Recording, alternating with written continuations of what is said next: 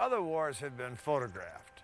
World War II was covered from start to finish, in every service, in every theater. For the first time in history, civilians knew something of how their sons, husbands, and brothers lived and died in this vast crucible. The images of this war burned our eyes and spirits and welded us together.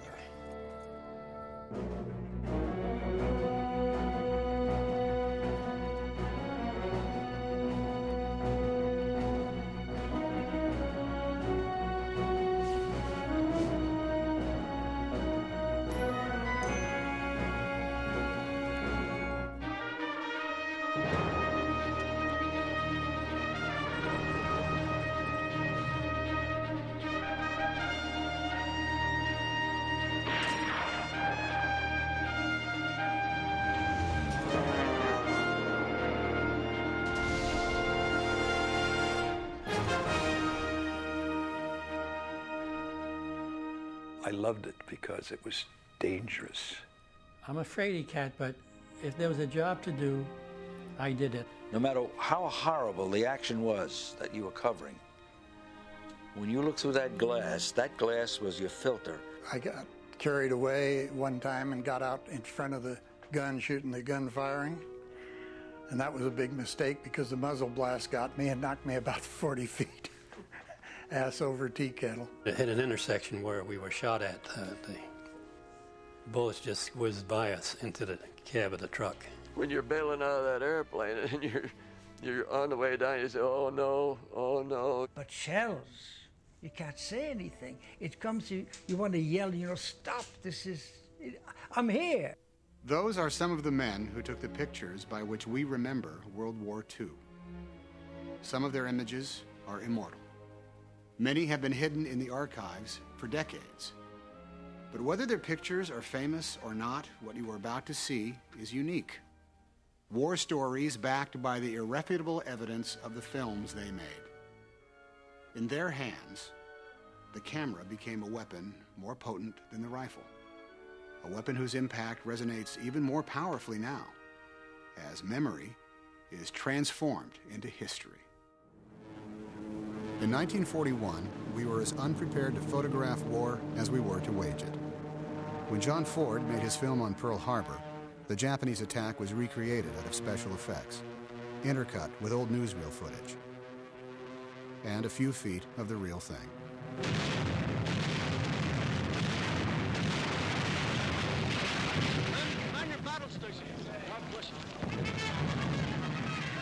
The great Hollywood cameraman Greg Toland restaged these scenes months after Pearl Harbor.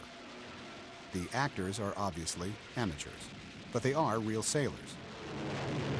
The attacking planes were the contribution of the 20th Century Fox Special Effects Department.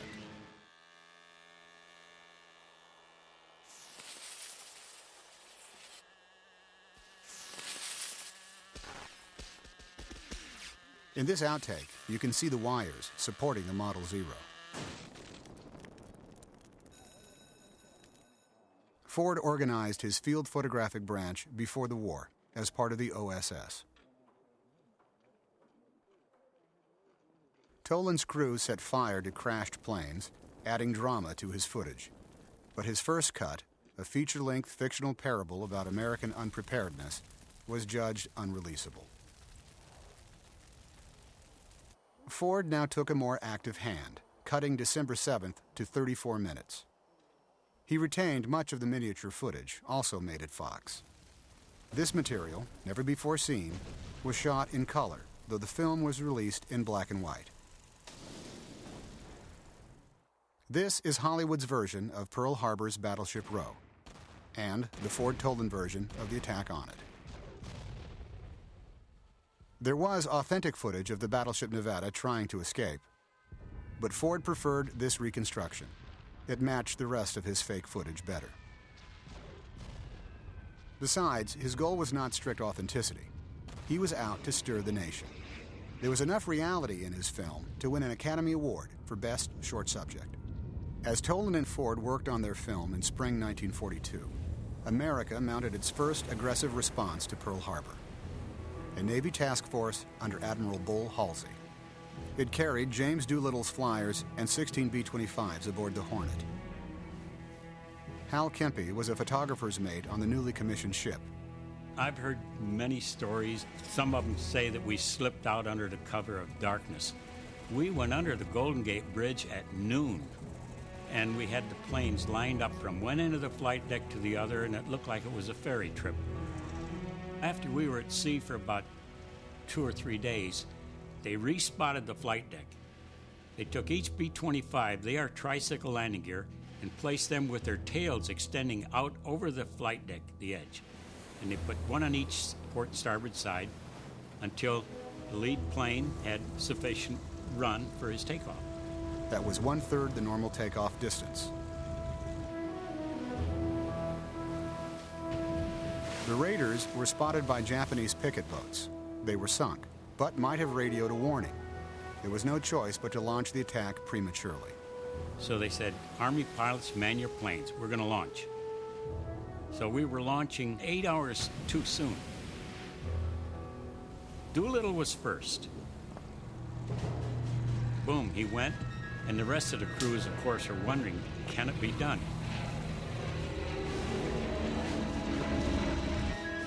The raiders, all volunteers, had practiced short-run takeoffs on land.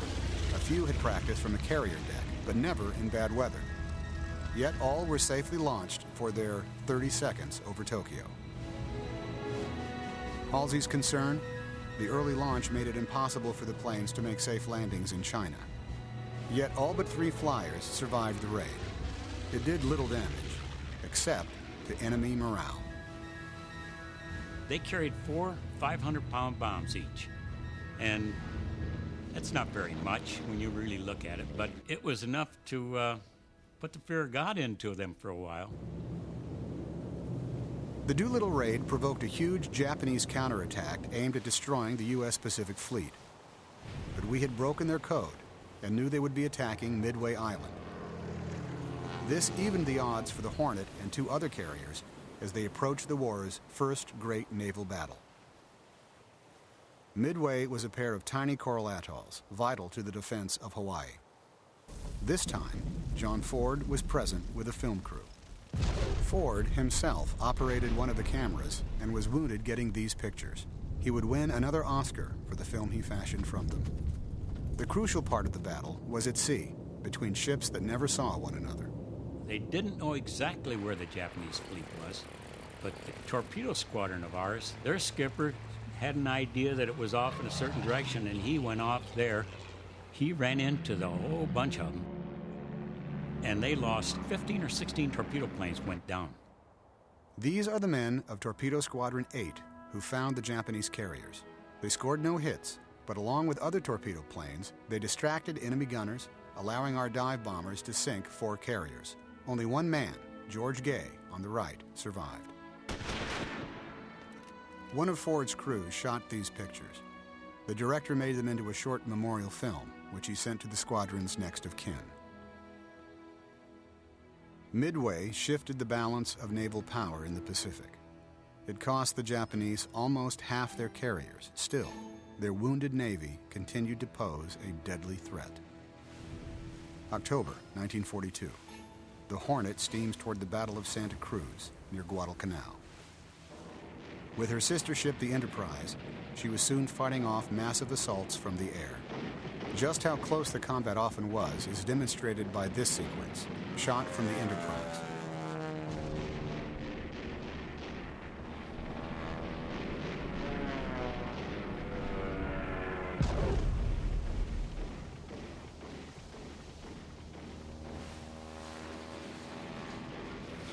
A near miss shakes the Enterprise. An enemy shadow is cast on the flight deck as the ship fights on. The camera catches the wild swing of the huge ship as it takes evasive action. But still, the bombs rain down.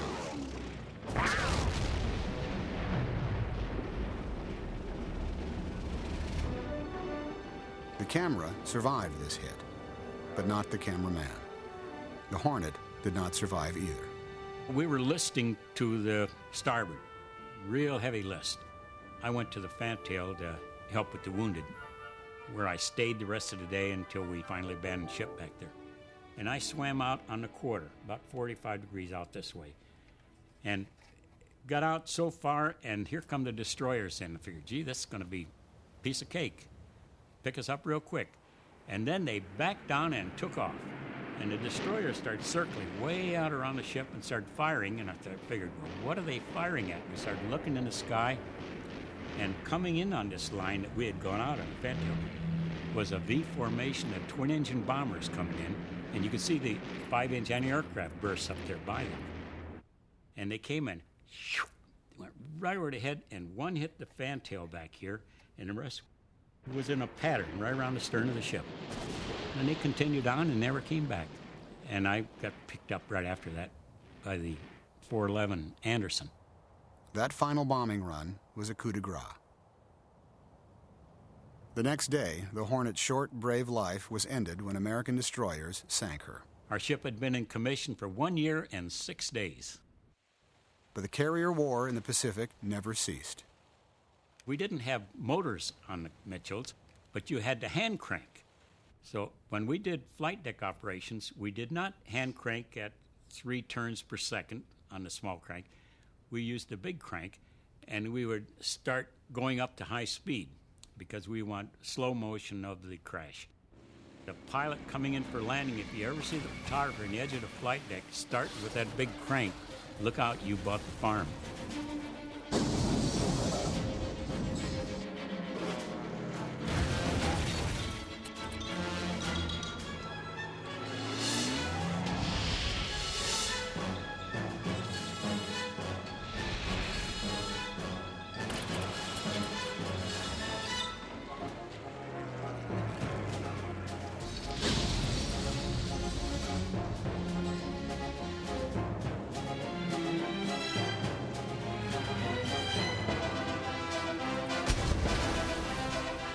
The footage Kempe and his colleagues took on the flight decks forms an eerie ballet of destruction and of unlikely survival. By late 1942, we were officially training combat cameramen. Standard Army issue was the 35mm IMO for movies and the 4x5 speed graphic for stills. Many of the cameramen had been photographers in civilian life. Hal Roach's Culver City studio was a major production and training center. Naturally, the students took pictures of themselves taking pictures. Eventually, about 1,500 men, not a lot for a war this huge, would become motion picture combat cameramen. Many served in the Air Force. On the endless strategic bombing raids over Europe, they worked as bomb spotters, recording damage for intelligence analysts. The oil fields at Ploiești in Romania were vital to the German war effort and among the most bombed targets of the war. On August 1st, 1943, these B-24s, based in Libya, mounted the first major attack on them at a daring 500 feet. Then, as later, results were poor. Ploiești was never knocked out. Doug Morrill flew later higher altitude missions over Ploiești. This mission can be 8-10 hours long, but the combat part of it's only about 10 minutes. 10 minutes is a long time. Try holding your breath. The IMO had a hand crank wind on it, and it seemed like always when the most important thing happened, you're sitting there winding that thing, trying to get it going. And I hated to reload up 20,000 feet. Reloading up there, your fingers get a little cold. When you come into the target, they put up so much flak that the enemy fighters won't come in there. They'll get hit. Bomb spotting is when the bombs release, then you get in there and you follow them and pick up their hits. When you get those hits down there, then the intelligence can use those.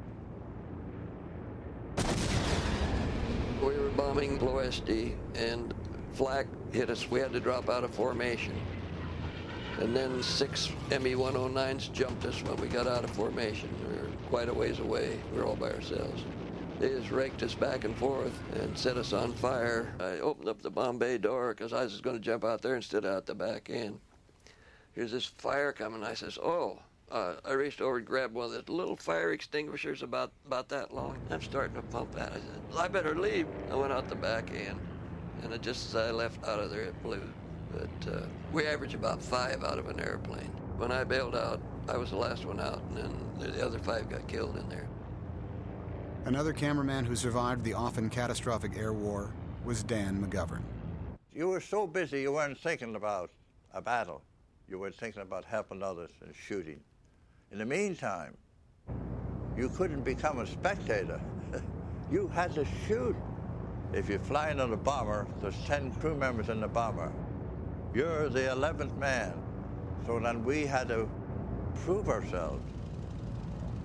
As a matter of fact, this is a true story, so help me God. I photographed my own crash landing. The 2 engines on the right side, out. The 3rd engine on the left side, out. 1 engine. So I cut to the right, cut to the left, look over the top, and the airplane's coming in for a crash landing.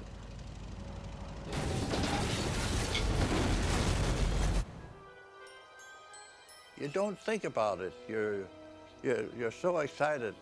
You're not scared, but you're scared after. When you come back, you're just shaking. We dropped over 2 million tons of bombs on Europe, but never matched the results promised by air power advocates. This war, like all wars, would be won on the ground, as Norman Hatch learned when he made the Tarawa landing in 1943. I was riding with Jim Crow, who was a battalion commander.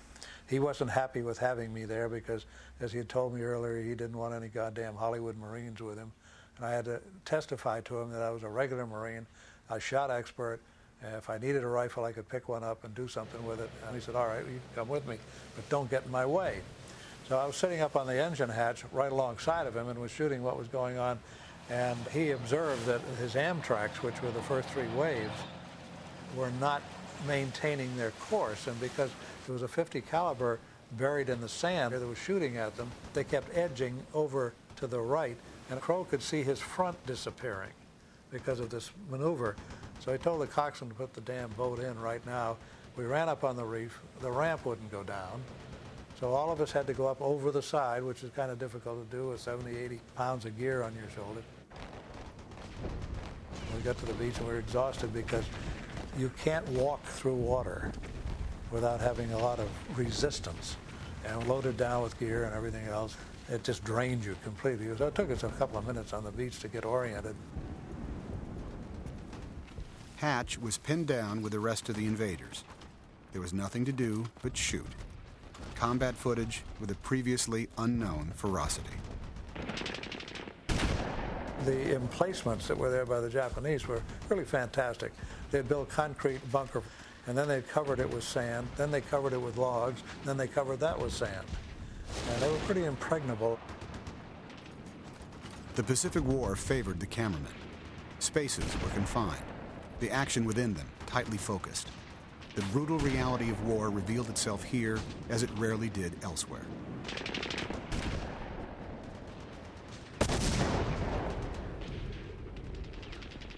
Hatch caught the Marines and their enemy in combat in the same shot.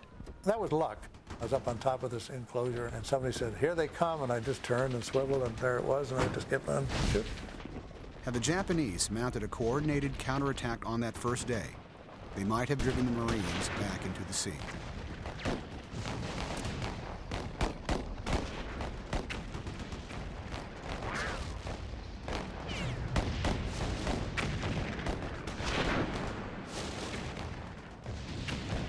But the fighting remained as Hatch's film showed it. Ferocious, yet disorganized. Most of the Japanese fought to the death. The Marines took only 17 prisoners. The seas continued to run against reinforcements. Among them was another cameraman, John Ercole. From my boat, we didn't even know what was going on. We were going nowhere. The propeller and the tide didn't come together. I was shooting whatever I could at the time, faces of people in my own boat and things like that. 19 hours later, we finally made a landing. What Ercole found to shoot was mostly the dead and wounded. At first, their evacuation was poorly handled. Hatch credits a movie actor with getting things organized. Eddie Albert was there, and he was a Navy JG at the time, and he was a boat director, and he discovered early on in the game that there wasn't too much coordination on getting wounded out, so he got on the beach himself, and he stayed there during the worst part of the fighting and directed any of the Navy boats bringing supplies in to carry wounded back out to the ships. As the battle moved inland, the futility of the pre-invasion naval bombardment was obvious. Their pounding really didn't do too much good. They were using armor-piercing shells, and there wasn't any armor to pierce, and they were hitting sand, and they were bouncing off and skittering all over the island. You'd see these 16-inch shells laying all over the place. Nothing had ever happened with them. What grabbed me and took hold of me was the bodies, the dead bodies of God knows how many Marines, face down, floating in shallow water. That was the first time that I had really seen dead bodies. When you see these bodies floating in the water, I mean, it really grabs you. And they all seemed to look like a buddy of mine, Norman Hatch. This was a piece of ground that wasn't as big as Central Park in New York. And in the course of that 72 hours, 6,000 people died. Now, 5,000 of those were Japanese, 1,000 were Marines, and then there were another 2,000 wounded. Passing a disabled tank, Hatch heard this kitten's cry. At first, he thought it might be a wounded enemy, but it was just another war victim. He thought he might make a pet of it, but after getting his drink, the kitten scampered away, never to be seen again. The quality of his Tarawa film earned Hatch a trip home, where this footage of him was made for an Army-Navy short subject. We drove down Market Street, and every major theater had my name on the marquee as taking the Tarawa film, and they were running it. You know, that's the best frame of combat film I've ever seen. Hey, that's okay. And when an Army man says that to a Marine brother, he means it. Oh, just luck. A movie cameraman, a stills man, and a driver. That's how the Signal Corps organized its combat photographers in Europe. The cameras we were using were IMO, called a bomb spotter camera. It had a big crank on the side. You wound it up, and they only had one lens, and that was a 2-inch lens. And if you can believe the running you have to do to get your long shot, medium shot, and close-up with a 2-inch lens was really criminal that they sent us there with that kind of stuff. Yet remarkable things could be done with that equipment. John Huston, one of several Hollywood directors who followed John Ford to war, used it to make what critic James Agee thought the best of all war documentaries. Huston would write and speak the strikingly ironic narration. Patron saint, Peter. Point of interest, St. Peter's, 1438. Note, interesting treatment of chancel. Huston, however, would find real war more difficult to direct than the Hollywood kind. From the end of October 1943 until the middle of December, San Pietro and the surrounding ground was the scene of some of the bitterest fighting on our Fifth Army front. The Italian campaign had entered its second phase, to push forward again after a static period brought on by heavy seasonal rain. Huston came over, and he had a mission. That was to make a coherent narrative of one small battle that would represent the entire war. Well, he went forward, realized that you have no control. You shoot what you could get, that was it. You come up, you can fire 3 rounds and drop, but you can't get 10 feet of film in the same way. But if you had control, you can do a lot with an IMO. So he came back, they gave him 2 battalions out of the 36th Division who were in rest, and said, here it is. And then he went ahead and he staged that whole thing. Now, he used film that we had shot, I mean, actual battle film, and he intercut it with what he had. His stuff was much better than ours. Ed Montaigne has a veteran's genial tolerance of Huston's tricks. He used the most picturesque munitions. He slammed the camera with his hand to simulate explosions. He even posed American GIs as dead Germans. But he scared the poor 36. It was a nervous outfit. And he'd have them going up a hill, and he'd take a percussion grenade and throw it down the hill, and yell, "Grenade!" and Christ, they'd dive. Some of the stuff he got was just great. I admire him for what he did, but I resented the fact that I would get critiques from New York. Matey Houston's men were able to do this, why can't yours? I had the same people. Didn't speak very well of me, did it? Some of Houston's most moving footage was of people picking up the pieces, of life reasserting itself in the little town of San Pietro.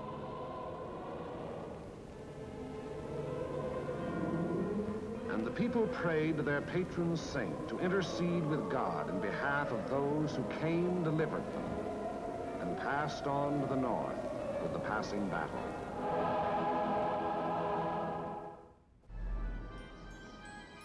By 1944, the combat photographers were everywhere, even the China-Burma-India theater. To most Americans, that was the war's most obscure corner. Hidden behind high mountains and deep jungles, it was both a political and logistical nightmare. One air supply route was called the Aluminum Trail, after all the planes downed flying it. When Generals Joseph Stilwell and Frank Merrill met to plan a mission against the key Japanese airfield at Mishina, photographer Dave Quaid was there. When General Stilwell flew back off in his little Cub plane, I went up to Merrill and I said, "Hey, General, you mind if I join you guys?" He said, "Come on along." Technically, Quaid was AWOL when he joined Operation Galahad. He had no idea what he was getting into. So now we're on this trail that is basically impassable. And we had to cut steps. So even the mules that can do anything, handle any terrain, could not handle this trail. We ourselves carried so much equipment. I mean, 5 days K-ration and ammunition and rifles and I carried a 13-pound camera and 2,400 foot of film. It got so rugged that the mules could not make it. And then finally what they had to do was take the loads and the saddles off the mules. They would get a GI, and a bunch of guys would lift this 96-pound saddle and put it on his back, and then he would have to climb the steps. And then when we got to a more level area, we would load up the mules again. Quaid tired of repeating the same front and back angles. He found a precarious perch in a tree to get this side shot. The drop is 300 feet, so I was young then, and I jumped down and I made this shot. On the way to Mishina, Merrill's marauders twice encountered Japanese patrols.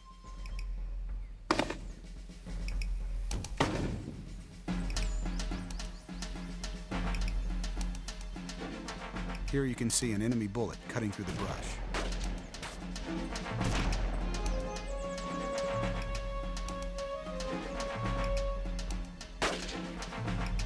During the skirmish, Quaid stepped into the open to get this shot of a fallen foe and the American who killed him.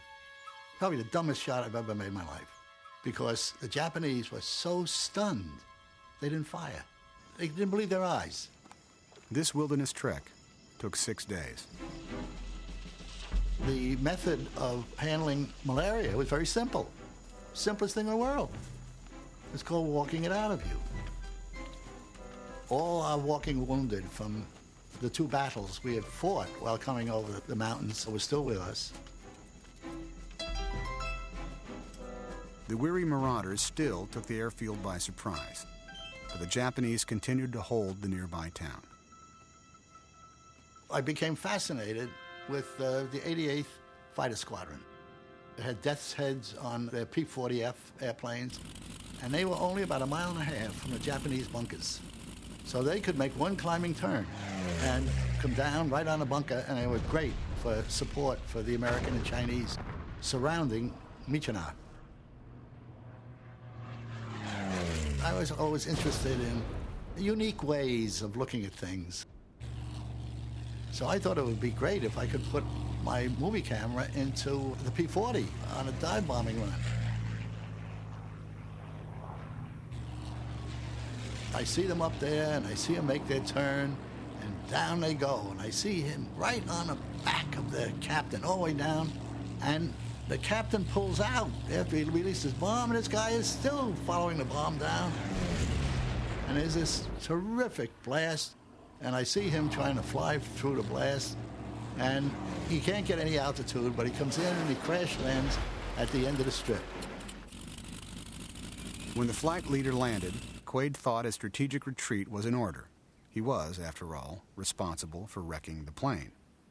And he comes up to me and he says, "Quaid," he says, "get out of here." He said, "4 more and you're a Japanese ace." I think it's one of the funniest lines of World War II. He said, Dave, don't take it too much to heart. He said, "We really want to get P-51s." June 1944. The Marines land in the Marianas, within bomber range of the Japanese home islands. The late Richard Brooks was in charge of collecting the exposed footage. When the landing boats came in for the landing at the beach, because the cameramen came in first. The reason they came in first was that they could photograph the Marines coming in to make the invasion.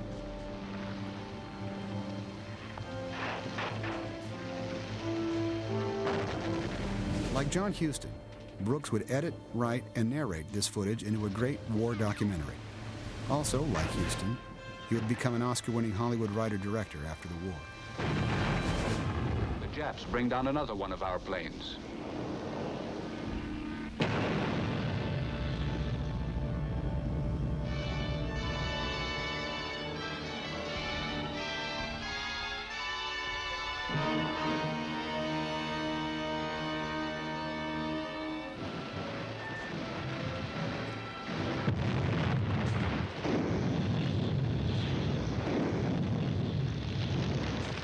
Sniper is burned out.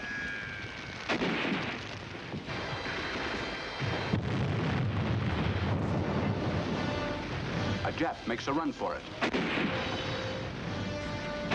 Lieutenant General Holland Smith, U.S. Marine Corps, commanding the assault forces. He was known to his men as Howlin' Mad Smith. Brooks was working up the nerve to ask him a question. I made sure to get some shots of General Schmidt up against the skyline and against the sea. And so walking back to his Jeep, I said, "May I ask you a question, sir?" And he said, "Go ahead." I was a corporal. I said, "Is there any way, General, that our combat cameramen can carry sidearms?" He said, "What do you mean?" I said, "Well, we don't have any arms. We just got the camera. And when somebody's shooting at you, it's easier for you if you can shoot back, even if you don't hit them." He said, "Listen, I don't even care if you got film in the camera. I want those cameras there, and I want them there all the time. Because in front of the cameras, those cameras, whether they got film in it or not, those are the eyes of the world. And there are no cowards in front of a camera."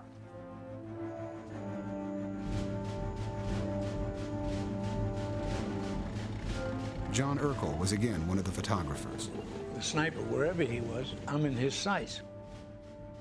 And I got to move back and forth in order, he's trying to hit me in the foot. And he keeps hitting the ground. And I'm photographing this tank where our Marines are carrying some badly wounded Marines on their shoulders and using the tank as protection. The tanks were a key element in the victory. This footage was shot in color, but like these pictures from inside a tank, it was released in black and white.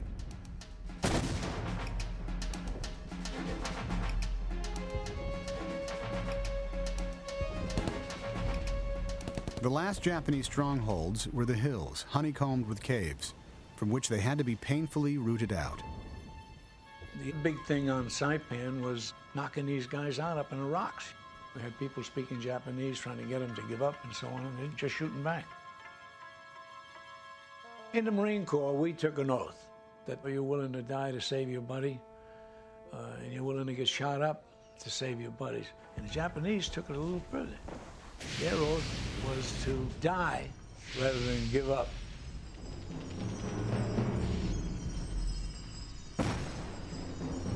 They were told we had to kill our own children to get in the Marine Corps or consume our parents as food, all kinds of stories that these people had been told. As always, only a handful of Japanese soldiers surrendered. Mostly it was civilians who gave up. But even some of them were too terrified to do so. There's a shot on Saipan where I come across a woman. There's a cut in the cliff, and she's maybe 50, 60 yards away from me. She's got a child standing here, a baby in her hand, and she spots me. Now she sees the camera, which is on a gun stock, but she doesn't know it's a camera. So as I raise it up, she kicks this kid off the cliff, throws the baby off the cliff, and she takes a dive.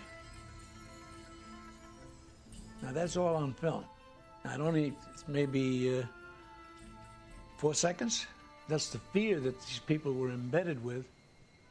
This shot of the dead child, one of the most pathetic images of the war, was not released at the time.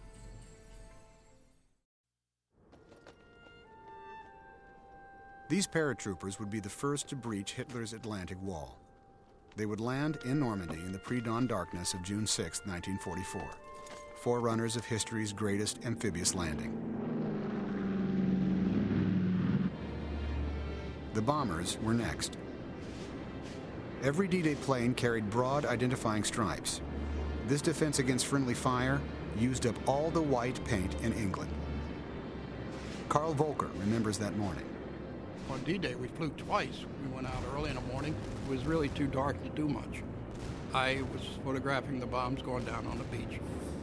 They brought sandwiches and coffee out to the runway. We stayed right with the plane. It was rebombed, refueled, and we went back out again. But we went across the channel and we saw the boats and the ships from Torquay, which was southern England, all the way across. And it was quite a sight to see so much equipment being moved across the channel. They were bumper to bumper.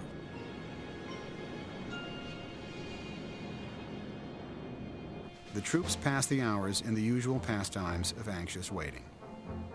But inescapably, they were alone with their thoughts. And with the equipment on which, luck aside, and who dared think about that, their lives would depend. In that whole vast armada, only one creature didn't know what awaited him. But even he was prepared for the worst. Still, the choppy channel and the fear took their toll. As the day brightened, the gliders appeared, carrying more troops to assault the Germans from behind their lines. Then the bombers, flying low, returned. But the second time, we went over low, maybe 5,000 feet. It was exceptional for us. We never bombed down that low. Volker's bomb spotting was also exceptional, steady and unerring. In most of the documentaries of World War II, you'll see a chicken foot impression on the screen. That day I got static electricity in the camera. Well, the sparks appear in the gate, and it's on every foot of film goes through the camera. That was my D-Day. It was like 1,000 4th of Julys rolled into one, an eyewitness said.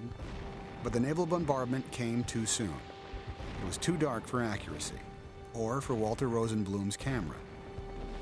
I couldn't go in on the very first wave because it was dark. It was the only way I could photograph.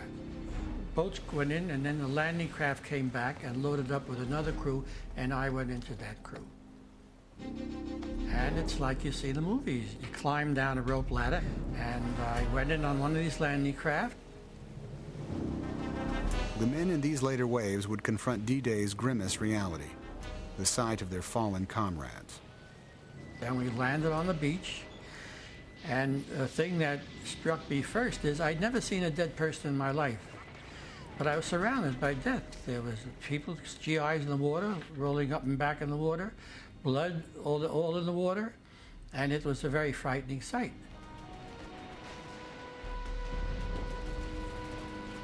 The Signal Corps cameramen lived with a bitter irony. Almost the entire surviving photographic record of D-Day on the American beaches was shot by Coast Guard cameramen. The film exposed by Rosenblum and the other men of the 165th Photo Company on the beaches would be lost. By late morning, the beachhead was established. By the end of the day, the cameramen were ready to surrender their hard-won footage. We turned our footage into the Beachmasters, and they sent a colonel over who went to each Beachmaster and picked up the film, put it all in a duffel bag, put it on his shoulder, and went out to a ship. Going up the side of the ship, he dropped it over the side, and all the film was lost.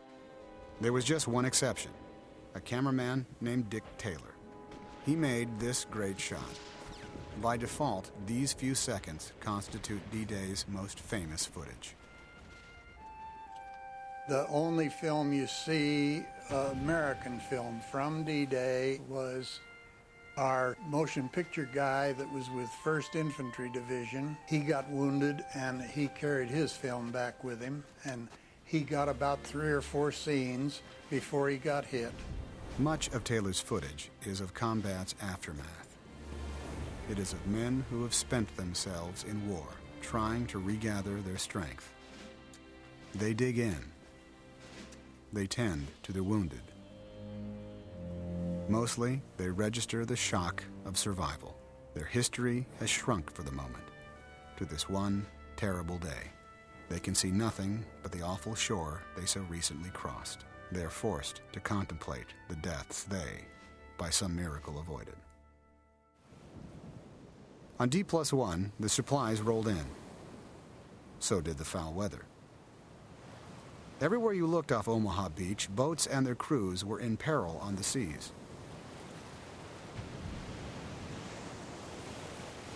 Walter Rosenblum was there shooting stills. So was his motion picture partner, Val Pope. There was a couple of sinking boats that I presume had been shelled, and a young Army lieutenant swam out with a life raft in order to bring back the people off the boat.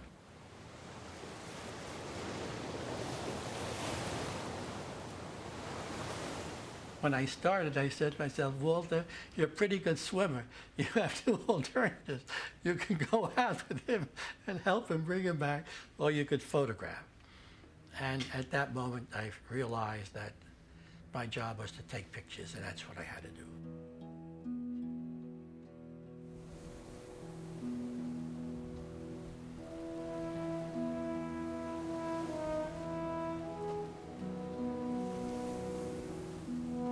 These stills and the perfectly matched movie footage helped fill some of the gaps left by the lost D-Day pictures.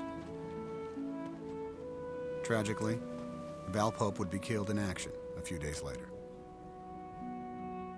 The well-known picture of that sequence was this young lieutenant who was bending over a GI giving him first aid, and he looked like the most heroic fellow I'd ever seen in my life.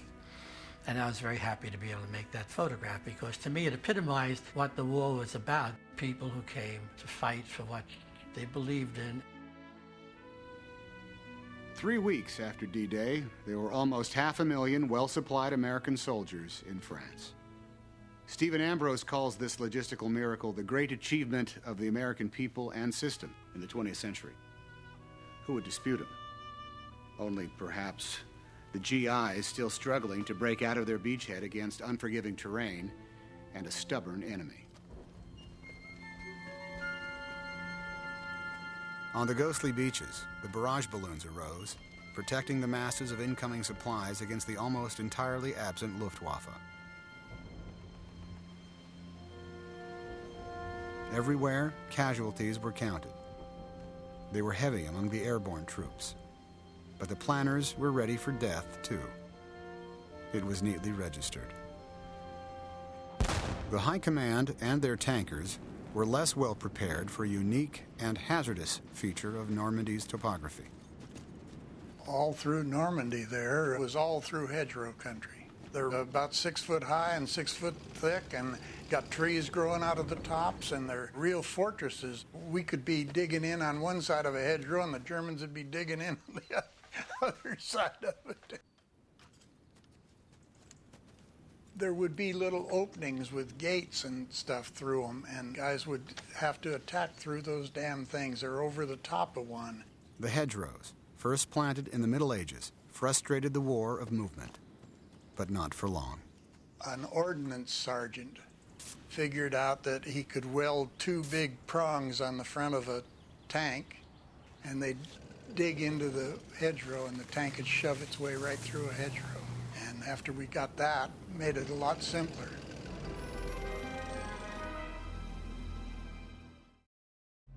Some 60 years ago, an anonymous German bureaucrat poked his finger on a map and decreed that here in this French farmer's fields would be the site of these big coastal batteries. They're still there today, silent, yet ominous reminders of the way in which war intrudes itself on ordinary human life. And yet that life has an amazing stubbornness. The guns may thunder, but the fields must still be harvested. The geese have to cross the road, even if it's choked with military traffic. The ordinary skein of human life goes on, and our cameraman recorded that, too.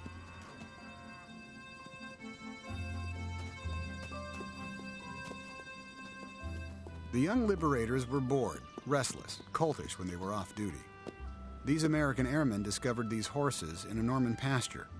One of them was an Oklahoma cowboy, who for a moment gracefully recaptured one of civilian life's lost pleasures. It was not commonly known that our pre-invasion bombardment killed a lot of French people who were living behind the line.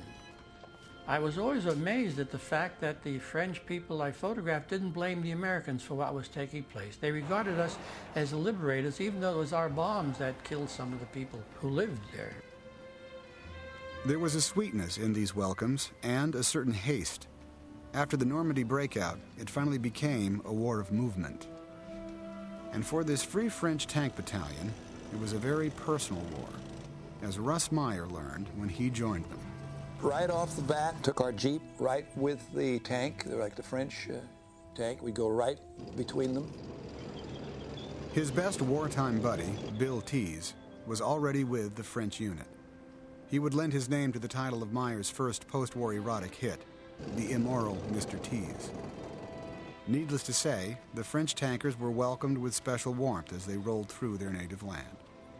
The Americans were included in that welcome. And they would all say, oh, Americain, très bien. There was danger on these roads, too.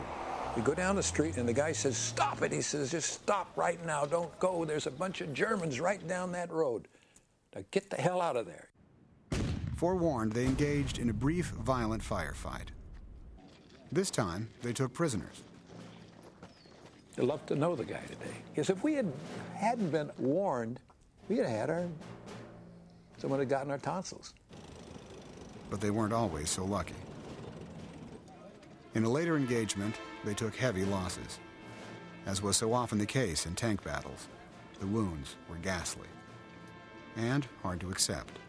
As some of the tankers struggled to free a trapped comrade, others rethought the battle and refought it. There was a desire to protect the home front from war's harshest realities. If these had been Americans, these pictures might not have been taken. You didn't want to get GIs, though. No, you didn't want a GI die. If it was, I would get something where at least the American wouldn't be readily recognized. I was concerned about their family, that would see somebody in the newsreels. But Paris was nearly at hand, less than 3 months after D-Day. As the liberators approached, the communist-led underground rose against the Germans. In the streets, the German tanks were opposed by members of the resistance carrying only small arms. Amazingly, they forced an uneasy truce. It is possible they prevented the destruction of the city that Hitler had ordered.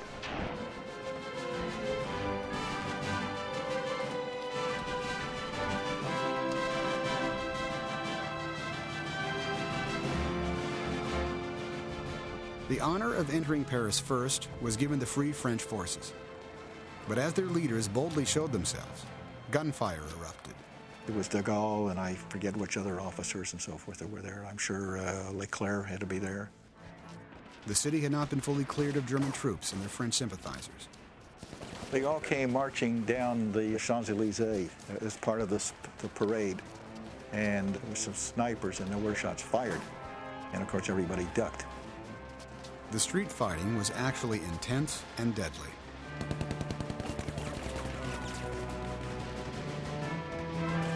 In many places, people were pinned to the ground, unable to move. The terror was palpable.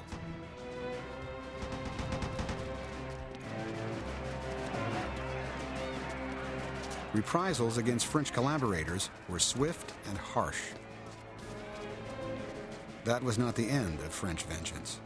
We were advised of some activity regarding collaborationists, and what they were doing is taking, in this case, women collaborationists and shaving their heads. These are, I guess, women who had socially gone out or played around with some of the German soldiers. And the idea, as I understood it, was that for weeks and months afterwards, everybody would know who the collaborationists were. For the most part, they said nothing. Some smiled, and some just stared straight ahead. And I guess tried to make the best of what they were faced with. The Allies at first intended to bypass Paris, but it was unavoidably in their path. Most of these soldiers did not stop. For them, Paris was just a quickly glimpsed place on the road to victory. In a smaller French city, Fred Bournay found the joy of liberation more freely expressed and more directable. The people were out in the street, and they were just absolutely ecstatic, hysterical with delight. And they hung bunting, and they lift glasses of wine. And you know what is so great is that you don't have a script, you seize those wonderful moments. And there were lots of girls, flowers in their hair, and they were sort of waving and greeting. But they were not doing it with enough enthusiasm. I thought, you know, this is such a great moment. It should be like the big parade. So I said to the girl, look, écoutez, when that stream of soldiers is walking by, run against that stream and kiss them.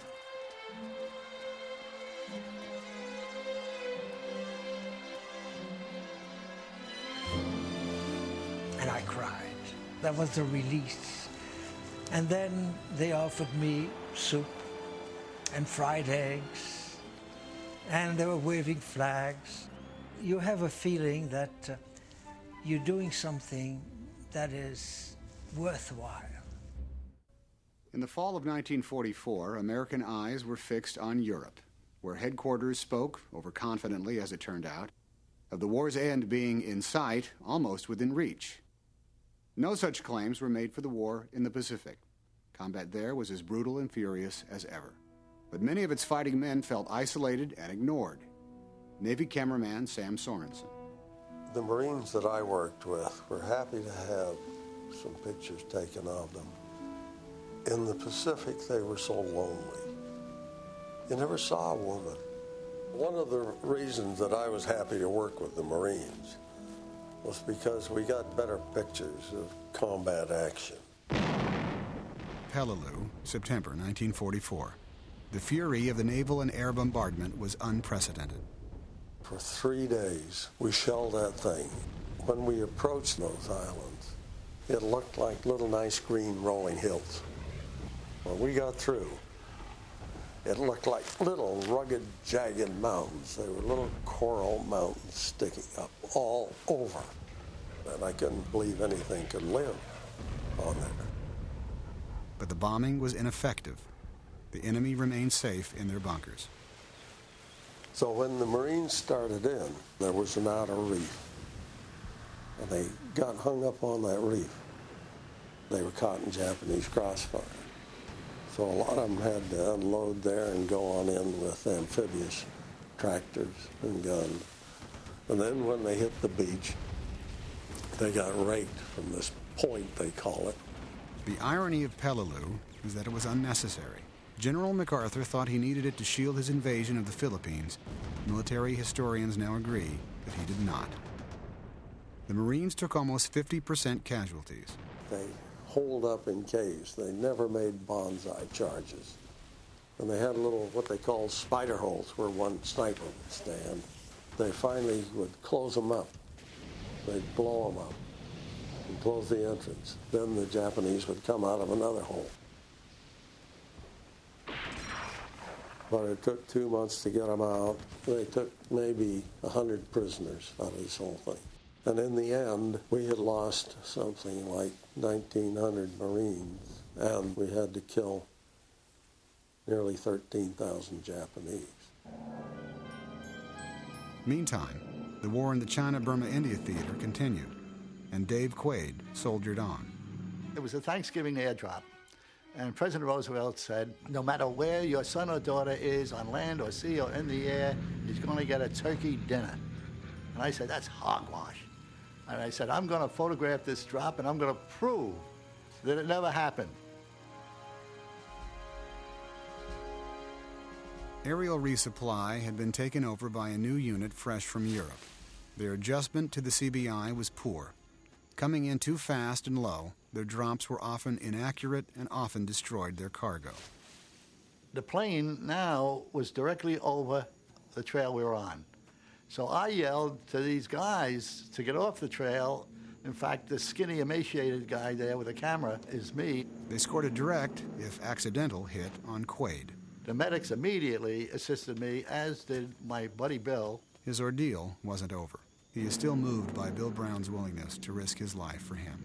And here was the chute coming down on me, right on my face. And I said, Bill, look at that. And Bill got up, stepped across me, said, I'll get it.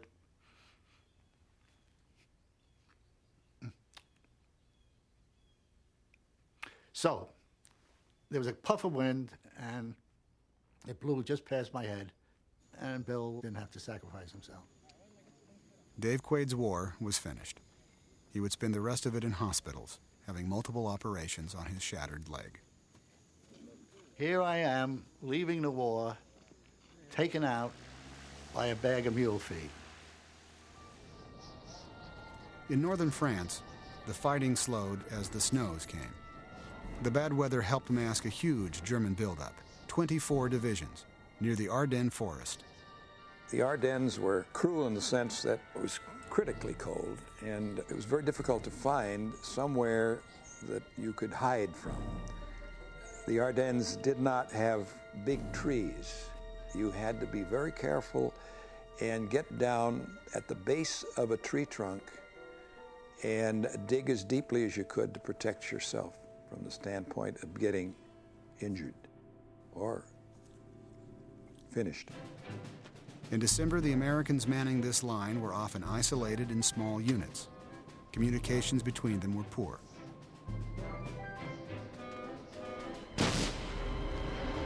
They were not expecting the battle that began on December 16th. Many of the GIs fought tenaciously, though they were often completely surrounded by the enemy. The Bulge, Hitler's last great gamble of the war, eventually extended 50 miles eastward. But it did not burst. It's hard to see from these pictures, but this engagement eventually involved more soldiers, 600,000 of them, than any battle in U.S. history. 20,000 Americans died in the Ardennes. Another 20,000 were wounded. Among them was a cameraman named Jim Bates, who had been in the war since D-Day. At the Bulge, he did what a lot of GIs did. He hitched a ride on a tank. Their motors provided warmth. I rattled this one tank, and I asked him if I could ride on the back, and the lid flew open. He says, can you fire a machine gun? I said, I had my basics with 11th Armored Division, and my guys, they picked me up bodily practically and put me in the bow gunner's position. Bates didn't know it, but he was heading into battle with German Tiger tanks. He grabbed these unique shots of a German ambulance aiding one of their wounded tank crews. I could see that the number 1 tank had passed an open area and was firing uphill. And about that time, I could hear this ka-thunk, and the tank commander says, get the hell out of here, they're shooting at us broadside. About that time, that second boom came along, and it felt like a train hit me in the back. I didn't know whether I was dead or alive, and I could hear him screaming, if you're not hit, get up as soon as you can, because if he gets that tank started again, he's going to run over you. And I looked back, and my camera was laying directly under the tank treads. Well, that's what made me move. And they were on the radio, and they said, you get up here right quick with the medic's jeep. He said, this photographer's been hit, and there's not enough of them left to hardly photograph the rest of the war. And I said, well, I'll ride on the hood. I don't care. I said, I can lay down and at least be a warm place to be for a bit. Ignoring his wounds, Bates kept on shooting as the tank rumbled toward the rear. Rosie saw me, the fellow I normally work with. He was my buddy and shooting partner. And he said, the hospital's right next door. I'll take you over there. I said, not yet. Get on your typewriter and I'm going to dictate to you what, where, why, and when. He says, you won't quit, will you? And I said, no way. The situation remained fluid for days, especially for Doug Wood. Ailing with flu, he took refuge in the basement of a command post. He sent his driver and stills man for more film, then fell asleep. He did not hear the order to evacuate the CP when it came under fire. My still guy at that time was a new guy, a replacement, and he told the driver, whose name was Ivan Babcock, he says, Babcock, there's some guys over there in funny hats, and I think they're shooting at us. And the driver told me, he said, I could see their tracers going through past my nose. But he wouldn't stop, like the other guys had stopped there, and they captured him. And he just drove right on through and let them keep shooting at him. What Babcock drove through was the Malmedy Massacre. It was the war's worst atrocity visited on American soldiers. Somewhere between 71 and 129 GIs, the number remains in dispute, were rounded up and shot by SS troops. They had infiltrated our lines, some of them wearing American uniforms. In this last-gasp German effort, many of their troops were teenagers. The Germans all escaped serious punishment for Malmedy at the war crimes trials. The weather lifted in late December, and air operations resumed. I was fortunate enough, or unfortunate, whichever way you want to look at it, to lead the greatest air combat battle of World War II. There was 8 of us. We had climbed up over the field, and we were what they call joining up. When 900 German fighters made an attack on the front on January 1st, 1945, the squadron leader, and a squadron would normally be 12 airplanes, we only had 8, he couldn't see them. And he said, you take over the flight. And I dropped 5 of them right on the field. The pilots, armed with their gun cameras, were also combat cameramen. Hitler had decided that he would deploy all of the fighters he had to knock out the fighter fields to support the Battle of the Bulge. And they were going to do it in early December, which would have been very effective. Weather wasn't good. They put it off and said, January 1st, these guys will all be in bed. It was all over the front. It wasn't just at our field. It was at the British field. It was at all the northern airfield. I later got a hold of Hermann Göring's interviews.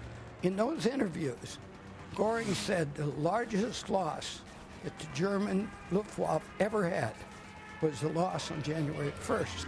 Mel Paisley, who was also this film's chief researcher, was decorated with the Distinguished Service Cross. Over the course of the war, he shot down 9 planes. The Battle of the Bulge ended January 7, 1945. Germany was now largely open to the Allies. Italy, 1945. Dictator Benito Mussolini was deposed and exiled. The government surrendered, and the populace turned viciously on their former allies. I went over to the CP to find out what was happening, and I was told they had captured Mussolini. And General Krittenberger was to take his surrender. So I went down the CP about 5 o'clock the following morning. And here's a limousine with 3 German officers in it. They'd been picked up by the 1st Armored Division. They'd run into a roadblock and captured. I went to Crit and said, what are you going to do? He said, I'm going to get this bird surrender. I said, what about Mussolini? He said, Mussolini will have to wait. I'll never get that line. And he said to him, General, we're both professionals. He said, you can't get out. The passes are all closed. The smart thing to do is surrender the Ligurian army, which is the last intact enemy army. Went back to Secret, and he was sitting on a rail, and he was sort of dreaming. And he said, Montaigne, do you know that every cadet at West Point dreams of the day when an enemy army surrenders to him? Today it happened to me. Crittenberger's decision doomed Mussolini, his mistress Clara Petacci, and other fascists to death at the hands of partisan guerrillas. Their bodies were displayed in Milan. It had been going on for quite some time when we got there. And we photographed what we could. We got crowds. We got Mussolini hanging upside down, Petacci alongside him.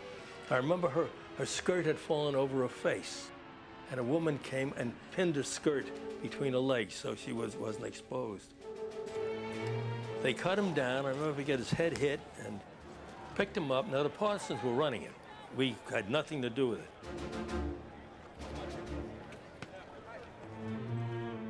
They took him over to the morgue. There were bodies all over the place. You had to walk him on 2 or 3 bodies to get to where Mussolini was. And I asked the morgue attendant, I said, can you get him in the light? He said, Lieutenant, he said, if I move him, his head will fall apart. So we got Petacci, pulled her over, and put her head on his shoulder. It became quite a famous shot. Meantime, Nazi Germany was in its death throes, but it desperately fought on. Everything that could happen to me, photographically speaking, did happen that day. The place was Cologne. The date was March 6th, 1945. The street fighting was intense. It was often impossible to tell soldiers from civilians. Sometimes the victims caught in the crossfire were entirely innocent. By this time, we had a new T-26, and the T-26, it was so far ahead of the old Shermans, it was unbelievable. This German tank that was sitting right in front of the Cologne Cathedral had knocked out a number of our tanks and just causing havoc. They had control over that whole area. Bates followed the tank into battle and, scrambling for position, got this great footage of armored combat. I heard our T-26 coming up. The first shot went in and cut the legs off of the tank commander and the Tiger. And in the film, you can see the armor-piercing shell going through the bottom of the picture. And immediately, the driver and the bow gunner, they climbed out, but the second shot, shrapnel had gotten them too. The concussion from that 90-millimeter gun is so tremendous that it would just blow me off my picture, and I'd have to get back on it again. I couldn't use a tripod, of course. I had to handhold it. The tank commander that had his legs cut off, of course, just laid on top of his tank and burned up right in front of the camera. That thing was burning even the next morning. After it was all over, there was still smoke coming out of it because it had so much ammunition and whatnot in it. 2 months and 1 day later, the war in Europe was over. Its dead, its crusaders, as General Eisenhower called them, rest in cemeteries all over Europe. If anything, their deeds are more revered now than they were at the time. Some of their immortality derives from the photographic record. The combat cameramen recorded the last days, hours, moments, even the last breath of many of those who lie here. It isn't something that they talk about very much. It was, as they say, just a part of their job. But it was a more important job than they knew. For the film they made is now beginning to outlive memory. Eventually, it will be the only recollection, made on the spot, of how our citizen soldiers lived, fought, and died. The cameraman in Europe had one more duty to history. It was unquestionably their most important one. That was recording the horrors of the death camps. At Dachau, Walter Rosenblum was too shocked to shoot. These pictures were made by others. There were a group of boxcars. I climbed up the boxcar to see what was inside. And the boxcar was full of dead people, and there were about 30, 40 boxcars along that road. And when I looked in, I was so shocked. Could you imagine not having seen anything like that before? To see a boxcar full of dead, emaciated people? And at that particular moment, I forgot I was really a photographer. I was just overcome by it all. I was on an assignment with Ellis Carter, and we went into Germany to cover bomb damage that was done by the Allied air power. On April 11th, the 3rd U.S. Army liberated Buchenwald, and when we heard of this, we immediately drove over there. What the cameramen found behind these gates was beyond their imagining, but the inhumanity they recorded is literally undeniable. As a soldier in the American Army, I had no knowledge of these camps and have not heard anything about it. It was horrible. There was bodies stacked up like cordwood. We judged them to be about 60 to 80 pounds in weight, and people were actually dying day by day, even after the camp was liberated. Many of the prisoners could not speak English, of course, but they raised their hands to us and showed their gratitude for us freeing them. This camp had about 20,000 survivors at the time of liberation, and about 8,000 of them were children.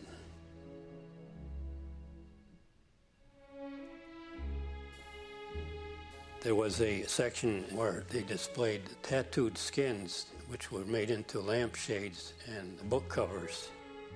The German commandant's wife would select tattooed men to be doomed to die and then use their skin. After a few days, the German civilians of the town right next to Buchenwald, called Weimar, were paraded through on a tour of the camp to show the atrocities and to show them what the Germans had done. Many of them wouldn't even look at the torture or the bodies. Some of them were crying, some of them had their mouth and nose covered with their handkerchiefs, especially the women. So in the filming that we did, you could see this evident where they just kept going through because they had to. They weren't too interested in looking at the atrocities.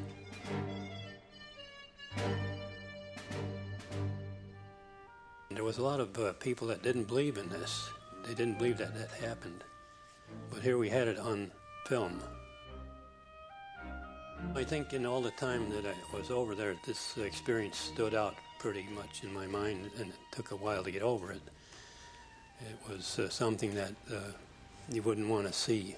You wouldn't want to go through again. The horrors of the concentration camp had a more immediate effect on Art Mainzer.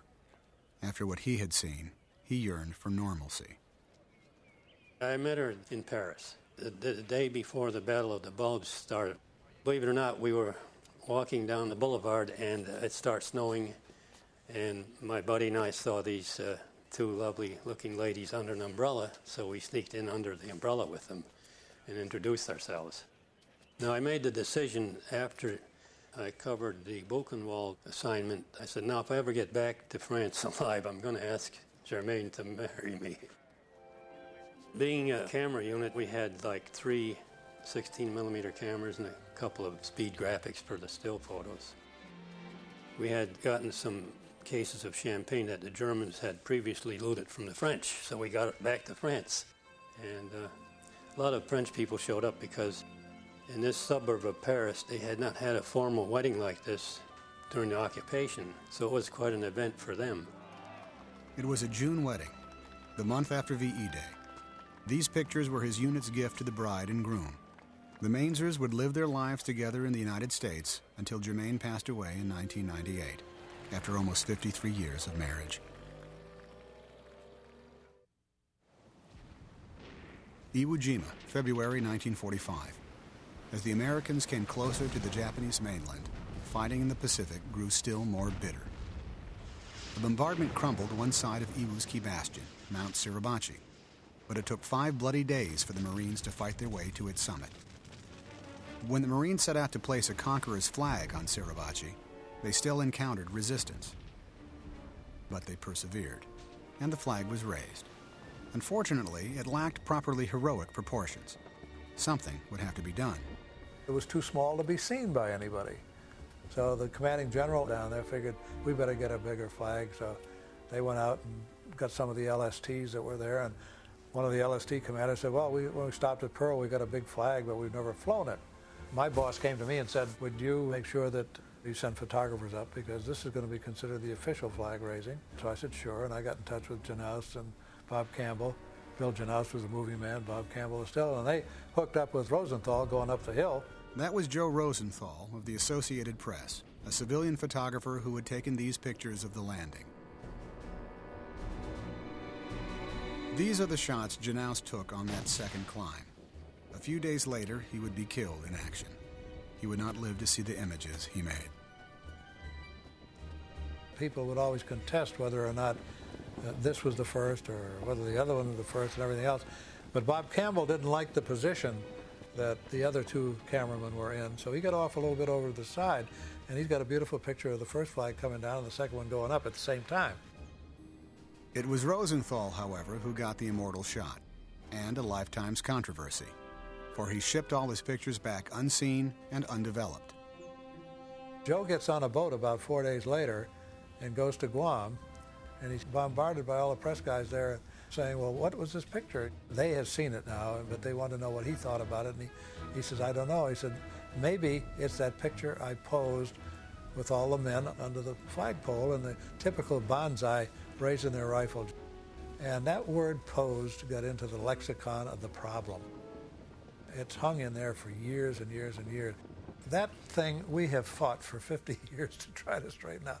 And I thought at the end of the 50th anniversary we had it pretty well resolved, but I think it'll probably go on for another 50. The comparison between the movie footage and Rosenthal's image is definitive. He took exactly the same shot Janoust did from virtually the same position.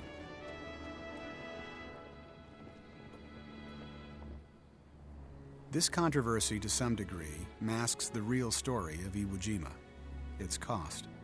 Almost 7,000 Marines died here, along with 21,000 Japanese. The Marines were awarded 27 Medals of Honor, more than in any other engagement. Manila, spring of 1945. It was now unquestionably war without mercy, as one historian called it. The fires the Japanese set destroyed 70% of the city. They killed 100,000 civilians in an orgy of destruction. This act of vengeance on an innocent population was recorded by Don Honeyman. Next day, the infantry was moving into the city. We got some very good street fighting.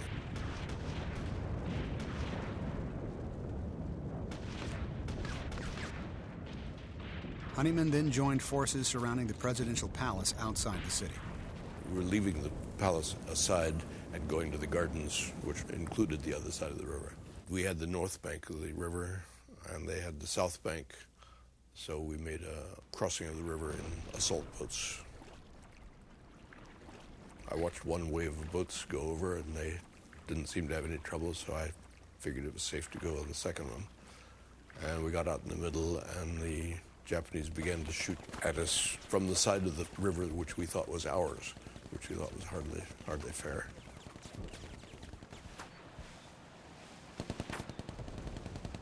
The Americans brought up armored amphibious vehicles to bring their troops safely to shore. Came across a BAR man who happened to be down on his elbows next to a sign saying, "Please do not pick the flowers." In the city, fighting remained intense. A Japanese strong point was the Legislative Palace. 8-inch howitzers lined up side by side practically, firing point blank. Simply taking down the building stone by stone practically. Despite the incredible firepower leveled at them, the Japanese hung on in the ruined palace. Infantry would have to root them out. Next day, I went to cover the transfer of civil government from MacArthur to the Filipinos. And he said very proudly how Manila was now secure. And I said, all except the legislative building. Okinawa, Easter Sunday. The idea was to stage the invasion of Japan from this large island. Rather innocently, Lloyd Durant decided to shoot a film on combat cameramen here. What better subject to put on film than the story of the combat cameraman, who was practically unknown at the time. We knew that our next operation was coming off in the Pacific. So I said, well, let me go out there. Let me find the cameramen we have out there, and presumably they will be in on the action, whatever it may be, and I want to be there photographing them, photographing the action. So we hit the beach at Okinawa. There I was, working with these guys, creeping in foxholes, squirming along the beach and trying to keep the sand out of the camera and out of my mouth, and they're trying to do the same thing. And also there were a few bullets flying around. The battle would continue for 3 months. Among the casualties, the worst of the war, was a cameraman. He was a Navy cameraman. Somehow or another he was hit and blinded. They had bandaged in the field his eyes, and some of it was still hanging down. He, of course, could not see. They brought him up on the side of the ship, and he got to the top, and he's reaching for help. He can't see a thing.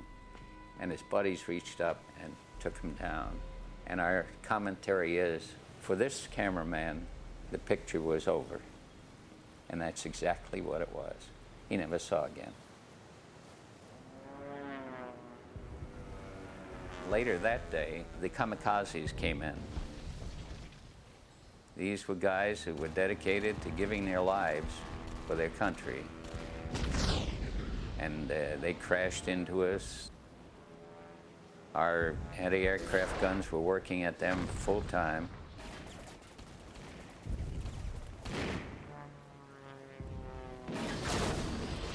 And our other problem was our own flak coming down did as much damage to many of us as did the kamikazes, because it go right through your helmet, of course, if it hit you directly.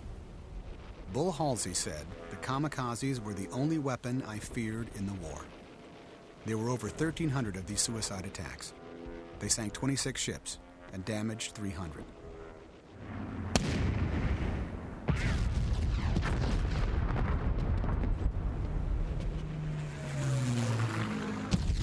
The photographic record of these attacks includes some of the most astonishing footage of the war.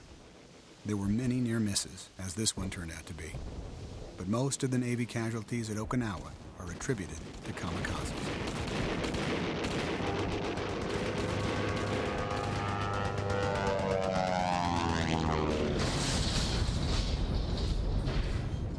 They damaged some carriers, but sunk none, yet they persisted. The last kamikaze attack was mounted after the surrender. These B-24s are over Balikpapan in Borneo. Known as the Ploesti of the Pacific, the huge oil refinery was bombed for 30 consecutive days in the summer of 1945. They were softening it up for what would be the last amphibious landing of World War II. The American Coast Guard took Australian troops ashore. Jerry Anker was there with his buddy Jim Lonergan, also a cameraman. He wanted a picture of himself in action. Anker obliged with a snap that became famous in the photo histories. When the landing craft hit the beach at Balikpapan, I said, "Oh my God, that idiot." And I pulled up my 4x5 and shot the picture of him. And I only took one picture of it, and it turned out to be a prize winner. Here, in the war's waning days, Anker was presented with another, more terrible photo opportunity. I had been following this Australian infantryman with a flamethrower around, I guess, for probably a half hour. And it just so happened that when he shot this flamethrower into this cave, this Japanese soldier came running out in flames, and I was able to photograph the entire sequence. To this day, I can still smell the stench of that burning body. That one anonymous soldier, dying in agony, vividly symbolizes the waste of war. Multiply his fate 100,000 times and you begin to comprehend Hiroshima and Nagasaki. But not entirely, for as many people died later of radiation poisoning as died in the initial blasts. We are told these lives were traded for the many more that would have been lost on both sides in an invasion of Japan. But all we know for sure is that the atomic bombs brought the war to an abrupt end and finally stopped all the killing at over 40 million. At Nagasaki, as at the concentration camps, the combat photographers had one last service to render. Dan McGovern speaks for all those who entered this charnel house.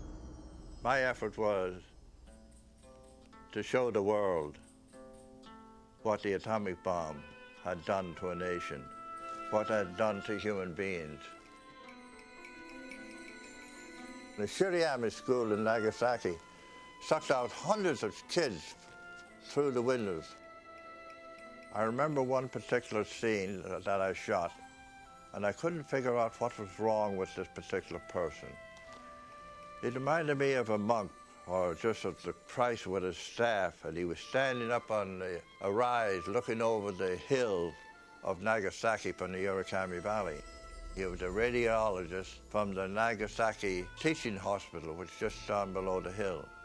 He told me then that he had lost his wife, that he was suffering from radiation sickness. 2 days later, he was gone. Where people were sitting when the bomb exploded, permanent shadows were burned. It was the same way with things. You can paint over the shadows, but you cannot erase them. That was my effort to it, because we showed the burned bodies of children.